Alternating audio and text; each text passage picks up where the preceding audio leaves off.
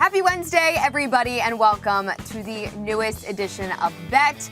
I'm your host, Erin Dolan. We got a packed show for you guys surrounding all things that are going on in the NFL, whether that's taking a look into the futures market or looking at some preseason games. And of course, we're going to hit on college football because it's only 10 days away. I am super amped for this upcoming season. But let's first talk about what's going on with the reigning Super Bowl champs, the Kansas City Chiefs. We know there's some contract disputes and things that are going on with Chris Jones. Let's go to Adam Teicher to find out more about the situation.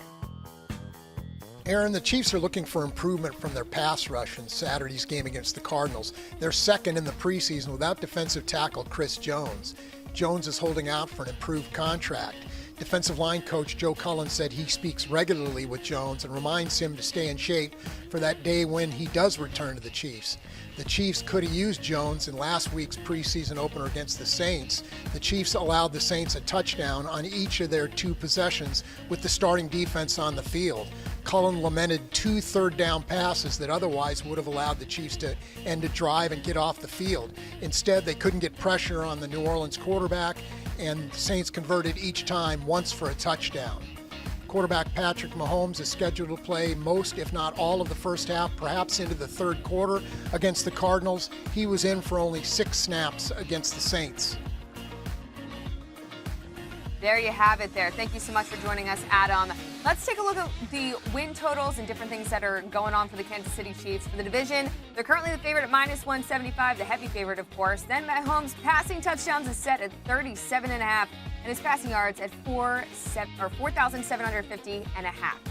Now, when taking a look at this market, I think when we talk about the Chris Jones situation, that's going to be a week-to-week basis. Of course, we need to see him on this team for them to be successful, but obviously they can figure things out.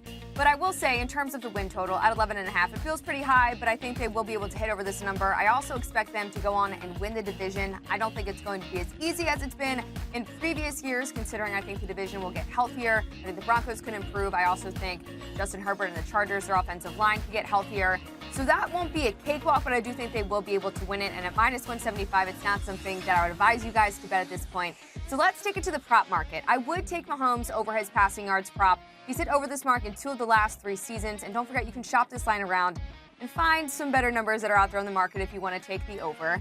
But the question mark last season was, how's Patrick Mahomes going to look without Tyreek Hill? And he absolutely crushed this number. He threw for over 5,200 yards.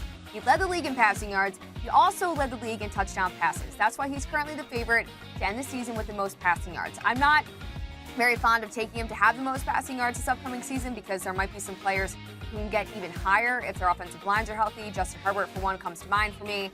But all things considered, I do think the Kansas City Chiefs will be successful this upcoming season at hitting over their win total, winning the division, and Patrick Mahomes, this guy, he's not slowing down anytime soon.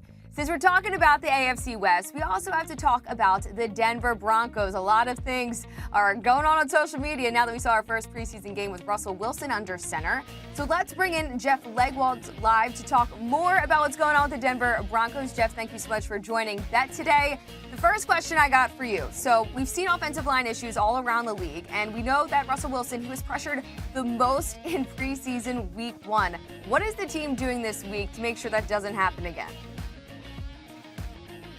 Beyond, worry beads and some football prayer, quarterbacks took eight quarterback hits last week in the whole preseason game between Russell Wilson and Jarrett Stidham. That's way too many. They know that. Now, Erin, last week they did not have much pre-snap motion or any of the things that would help sort of slow down the rush. I think some of those things will appear in the preseason game in San Francisco. Mike McGlinchey's been hurt at right tackle. Garrett Bowles has missed some practice time and is still coming back from a broken leg at left tackle. So right now they still are sort of in a holding pattern as they install this offense, but they know they have to get the quarterback some help here. And Russell Wilson has to do his part. He's got to get the ball out of his hands a little more judiciously, and they've got to move the ball quicker, whether that's the screen game, bootlegs, whatever it is to put him on the move. They definitely need to work out some kinks before the regular season. And Sean Payton said Javonte Williams will be back. Do you know how much he's expected to play in the preseason, if at all? Yeah, Erin, after last year, they basically, Sean Payton and his coaching staff came in here and said, essentially, we're not doing anything like they did it last year. Russell Wilson did not play a snap in the preseason last season, so he will play Saturday, at least some. He played 20 snaps against the Cardinals last Friday. I would expect that total to be in that neighborhood Saturday against the 49ers. So they know the 49ers pass rush is a little better and their defensive line is a little better, but they want Wilson to play and get more comfortable in this playbook. Absolutely, and I feel like the one thing that we kept seeing over and over again, according, of course, to some talent scouts, is the fact that Russell Wilson just looked bland in this offense overall. But what did Russ have to say about this performance? Does he think it can get better from here? Well, he's always the king of optimism when he discusses what's going to go on here, how he feels about the playbook. He did lobby for Sean Payton to be this team's head coach last December before they had even interviewed anyone. So this is a relationship he wanted. He knows he's going to be coached hard by Payton. And I think right now he shows some comfort level as they move forward. They had a very good day in practice today. At the end, the offense showed very well in the red zone.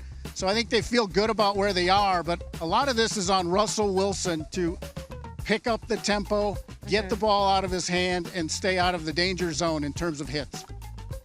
Yeah, and it will be interesting to see if we're going to see him again in preseason. So for those looking to bet on some of these games, do we expect that Russell Wilson will be under center any other time throughout this preseason? I do Saturday against the Niners, the third preseason game. All Sean Payton has said, we'll see how the second one goes and go from there. But Russell Wilson and the starters, I expect to play Saturday against San Francisco.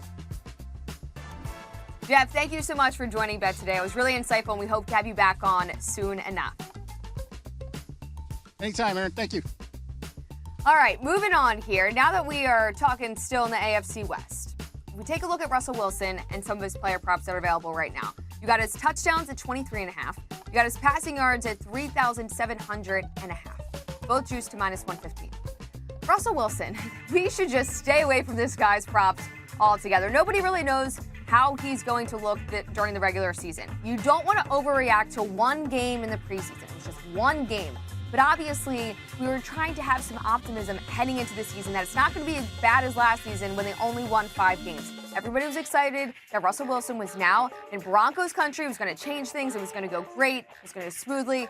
That just did not happen in his first season. And also, of course, Nathaniel Hackett was then fired. You bring in a Sean Payton. He should be able to move some things around, make some adjustments. But the fact that Russell Wilson, at this stage in his career, even has to play in a preseason game is pretty wild to me. So I will not be betting on Russell Wilson and his player props for this upcoming season. That is for the regular season, that is.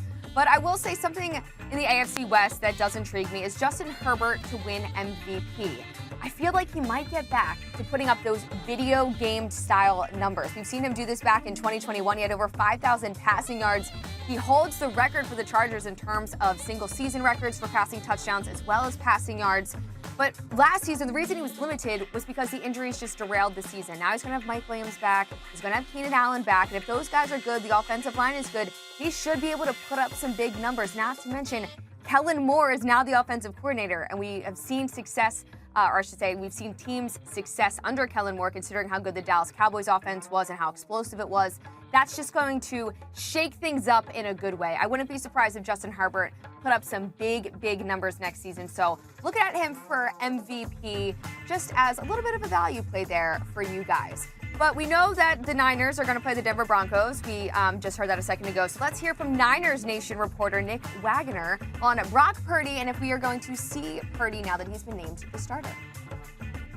Erin, it's still unclear whether Brock Purdy will play in Saturday's exhibition game against the Denver Broncos or in either of the 49ers' final 2 preseason contests. Coach Kyle Shanahan has said repeatedly he doesn't need to see Purdy in the preseason to feel comfortable going into the season with him as the starter. One possible benefit if they do get Purdy on the field is just to get that first hit out of the way. He hasn't been touched by a defender since that NFC Championship game back on January 29th. I recently asked Purdy if he felt like that was an obstacle that he needed to clear in his recovery from right elbow surgery. Purdy told me he's got way too many other things to be concerned about that right now. So if Purdy doesn't go, or even if he does play a few snaps in that game, expect the lion's share to go to Trey Lance and Sam Darnold, who are battling for that backup job. Lance got more work last week than Darnold, so that's probably likely to flip this week.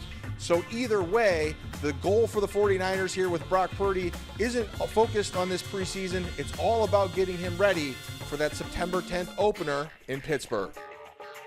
Thank you, Nick. It is just quite interesting to me that Mr. Irrelevant is now on my screen and going to be the starting quarterback. If we take a look at this team overall, the 49ers, their win total is at 10.5 to win the division. They're minus 200. The conference plus 360, and the championship plus 900. I find it quite interesting that everyone seems so high on the 49ers for this upcoming season. They have all the weapons they need offensively. Their defense is really, really good. In fact, they allowed, or held opponents, I should say, to the least amount of points last season. Very, very, very good defense. But I'm not sure that I am bought in on Mr. Irrelevant. I know Kyle Shanahan can get very crafty and figure some things out, but at the same time, there's a reason this guy was picked last in the draft. And before you come at me and say, oh, Tom Brady, the same type of thing happened with him, take a look at, well, he wasn't the last person picked. You know what I'm talking about in terms of just the picture and the memes that go around of him getting ready for the combine. It can happen. It's possible, but I'm just not bought in on the quarterback situation. I don't really trust in Brock Purdy just yet. You know, he's coming off an injury. Same thing with Trey Lance. And then as for Sam Darnold, and I'm sorry that I keep messing around with this thing. It's a new IFB, guys, and it keeps popping out of my ear, and this is how I hear the show.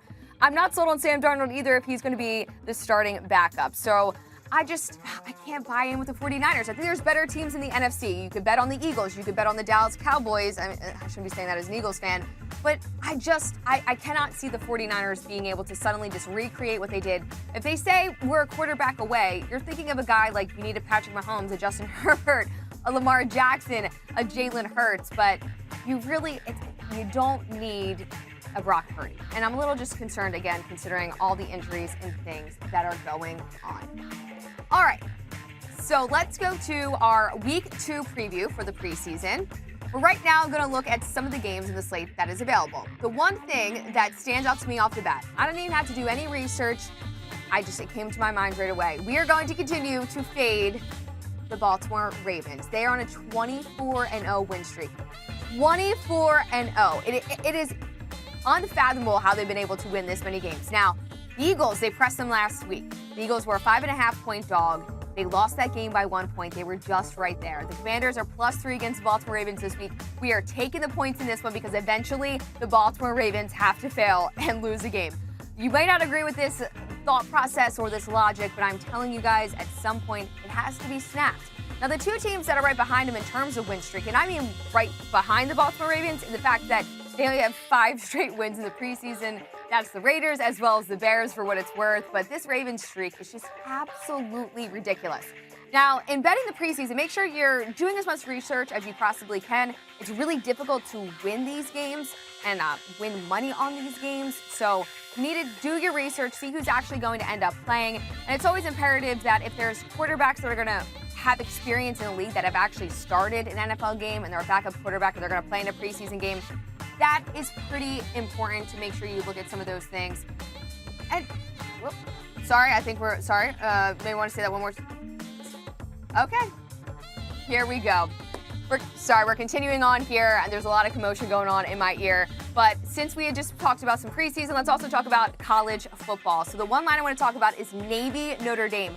Notre Dame is laying 20.5 points. 20.5 points, and this game is going to be played over in good old Ireland. I wanted to take some vacation time and go to it, but it's just too close to the season. That total's also at 50. Now, it feels like a lot of points because this Navy team actually pressed Notre Dame last season, which was a little bit surprising during the regular season. But the one thing I keep coming back to is how bad Navy has been the past 3 seasons in game 1. So if you take a look at the numbers, it's 118-17. They lost to BYU, Marshall, and Delaware. We're not even talking about them losing to Notre Dame. Or playing a team, I should say, that is like Notre Dame. Now, Notre Dame wouldn't be favored by 20 if they obviously weren't the superior team, which they are. But I will say that Notre Dame 7-6 against the spread in 2022. Navy 7-5 against the spread, but they had just 4 wins. So for me, I think you should absolutely lay it with Notre Dame in this spot. Quickly, are we good, Weimer? Can I keep the show going? All right, guys, I'm sorry. We had a few more guests having some technical difficulties in this show. So sorry about that. We're going to catch you back here on Bet soon enough. Thank you so much for joining in and hope to see you guys soon.